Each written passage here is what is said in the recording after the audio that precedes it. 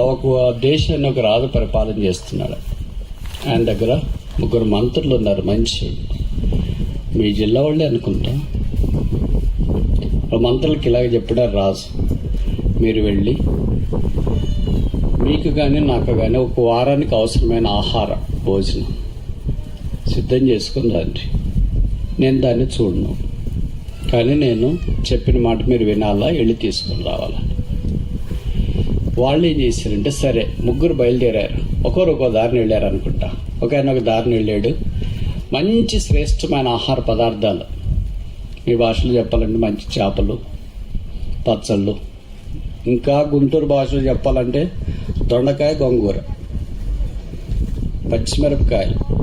ఇది లేకుండా అన్నం పోదు కదా మనకి.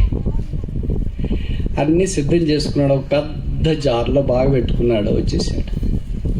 ఇంకొక ఆయన ఏమనుకున్నాడంటే, రాజు చెప్పినాడు కానీ రాజు చూస్తాడేంట్రా అని మస్తుగా చెప్తుంటాడు. కానీ ఆయన ఏం చేశాడంటే ఏదో ఆకులు అల్లము లాంటివన్నీ ఆ పాత్రలో నింపుకొని గడ్డి దాన్ని తెచ్చాడు. ఇంకొక ఆయన ఏం చేశాడంటే, రాజు చూస్తాడా ఏంటి అని ఎట్లు నిన్ను పాత్ర అట్లే తీసుకుని వచ్చేసాడు. రాజు ఆజ్ఞాపించినాడు, ఆ 3 వ్యక్తులు ఎక్కడ?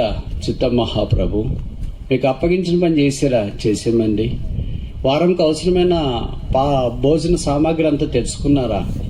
తెచ్చుకున్నామండి మా కుండల్లో. నేను చూడగాని మీరు చేసిన పనికి మీరే బాధ్యత వహించాలా.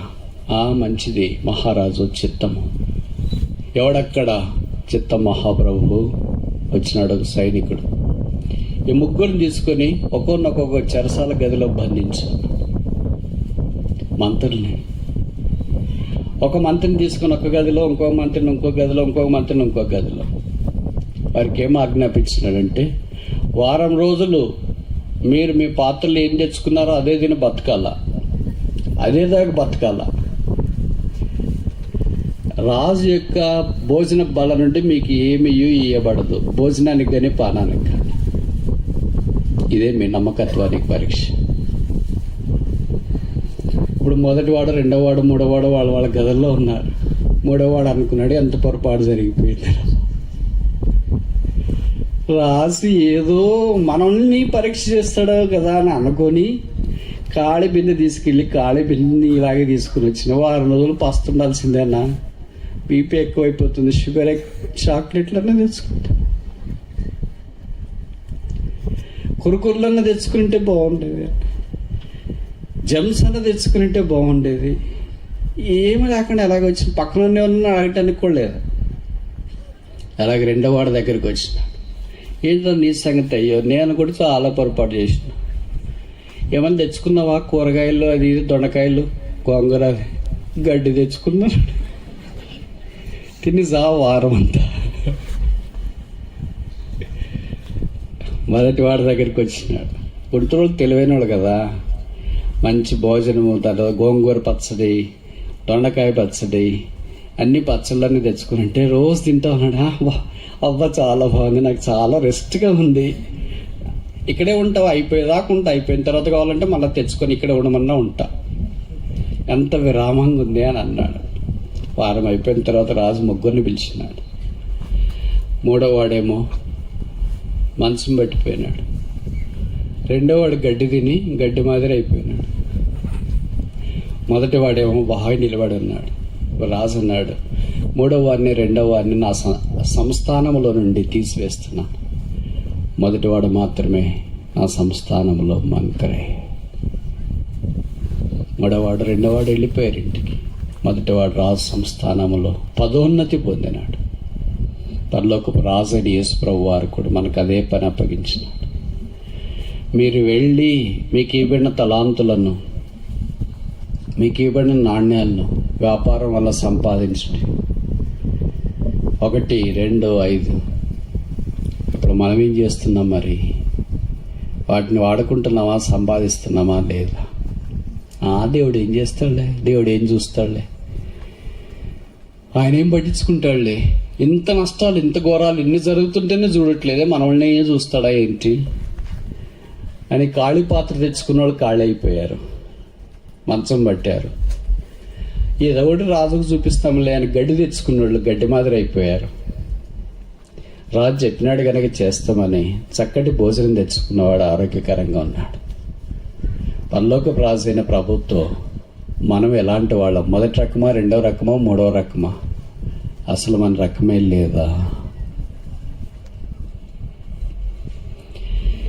తప్పిపోయిన కుమారుని విషయంలో దేవుడు కనికరం చూపించినాడు కనుక తిరిగి తండ్రి దగ్గరికి రావాలని కోరి పందులు పొట్టుతో తినే స్థలంలో నుండి, పందుల మేపే స్థలంలో నుండి తండ్రి దగ్గరికి వచ్చినాడు. తండ్రి చూచినాడు, క్రొవ్విన దూడను వధించినాడు, మంచి వస్త్రాలు ధరింపజేసినాడు, సంతోషించేటట్లుగా చేసి. ఎప్పుడు పందుల స్వరం వినేవాడికి ఇప్పుడు సంగీత స్వరం వింటున్నాడు. ఎప్పుడు పందుల వాసన చూసేవాడికి ఇప్పుడు పరిమళ వాసన కనిపిస్తుంది. ఎప్పుడు బట్టలు దుర్గంధంతో ఉన్నవానికి ఇప్పుడు ప్రశస్తమైన వస్త్రాలు ఉన్నాయి. ఇప్పుడు కాళి వ్రేళ్ళు ఉన్నవానికి చేతికి ఉంగారం వచ్చింది. బహుశా ప్లాటినమో డైమండో తెలియదు. బంగారం వజ్రం మాత్రం బహుశా ఉండకపోవచ్చు, బంగారము వెండి మాత్రం ఉండకపోవచ్చు అనుకుంటా. వజ్రము ప్లాటినము ఉండి ఉండవచ్చు. ఎప్పుడు ఏకాగ్గా ఉన్నవాడు ఇప్పుడు అందరితో కలిసి ఉన్నాడు, సమకూర్పులోనికి వచ్చినాడు. యాకోబు జీవితం కూడా అదే. బహుశా 20 ఏళ్ళు మామ దగ్గర ఉన్నాడు కానీ అంత పట్టించుకుని ఉండకపోవచ్చు. మామ కానీ, బామ్మర్దలు కానీ, భార్యలు వాళ్ళ పనులు వాళ్ళు, పిల్లలు వాళ్ళ పనులు వాళ్ళు, గొర్రెలు వాళ్ళ పనులు వాళ్ళు. అందుకే యాకోబు అక్కడే మిగిలిపోయిన వాక్యంలో చూస్తాం. Jacob was left alone. కొంతమంది అన్నీ ఉన్నట్లే ఉంటారు, భార్య, భర్త, పిల్లలు, ఉద్యోగం అందరూ ఉన్నట్లే ఉంటారు. కానీ ఏదో వెల్తి, ఏదో శూన్యము, ఏదో ఖాళీతనము. పక్కన ఫోన్ కూడా ఉంటుంది, కంప్యూటర్ కూడా ఉంటుంది, ల్యాప్టాప్ కూడా ఉంటుంది, కానీ ఏదో కొరత. కారణం ఏంటంటే దేవునితో సరైన సంబంధం లేదేమో. ఇప్పుడు ఎన్ని ఉదాహరణలు చూసినాం పోలికలు? 2, 3, 4. మొదటిది ఏంటి? మోషే. రెండవది ఎవరు? దావీదు. మూడవది ఎవరు? తప్పైన కుమారుడు. 4వది చూసి ముగిస్తామా? మధ్యలో ఆయన దాటేసి వచ్చినాము. ఎందుకు దాటినాము అనేది తర్వాత చెప్తాం. మీకు ఆయన పేరు యోనా. ఆయన గురించి దేవుని సందులో నుండి పారిపోయాను అని మనం చూస్తాం. యాకోబు కూడా పారిపోయాను. నేను చెప్పే మాట కాదు ఇది. 35:1 ఆదికాండం 35:1 ఆదికాండం 35:1. దేవుడు యాకోబుతో, నీవు లేచి బేతేలునకు వెళ్ళి అక్కడ నివసించి నీ సహోదరుని యేసా ఎదుటి నుండి పారిపోయినప్పుడు, ఒకసారి మాత్రం కాదు, 7వ వచనం 35:7. అతడు తన సహోదరుని ఎదుటి నుండి పారిపోయినప్పుడు. ఎప్పుడు దేవుడు ప్రత్యక్షమయ్యాడు? అప్పుడు. ఎప్పుడు? ఈ 5 విషయాలు చెప్పి ముగిస్తా, తొందరకు సహకరించి. ఎప్పుడమ్మా? పారిపోయినప్పుడు. యాకోబు లాంటి పారిపోవచ్చా? పారిపోవడం అంటే ఏమని అర్థం? చేత కాలేదు అని, బలహీనుడు అని, ఆ సందర్భాన్ని భరించలేడు అని. కొన్నిసార్లు అర్థమవుతుంది మనకు కూడా, మనం ఏంటి పారిపోవడం ఏంటి అని అనుకుంటాం. కానీ బైబిల్లో కొంతమంది భక్తులు పారిపోయారు. కొన్ని ఉదాహరణలు చెప్పండి మీకు తెలిసినవి. దావీదు పారిపోయాను, యోనా పారిపోయాను, ఇంకా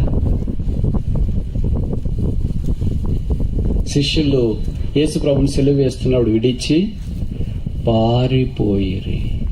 పారిపోయారంటే అర్థం ఏంటంటే ఇంక మెల్లగా నడిచిపోయారంటే పర్లేదు, విడిచిపెట్టారంటే పర్లేదు, వాళ్ళు ఎక్కడైనా పక్కన ఉండి. పారిపోయారంటే ఇంకెప్పుడు రాకుండా ఏం జరుగుతుందో హడావుడిగా ఉన్నదో చేత పట్టుకుని పారిపోవడం. యాకోబు పారిపోయాడు. ఒక మంచి ఉదాహరణ చెప్పండి పారిపోయిన వ్యక్తి. మోషే ఐగుప్తుని విడిచి పారిపోయాను. కాండం 28:15 ఆదికాండం 28:15 Genesis chapter 28 verse 15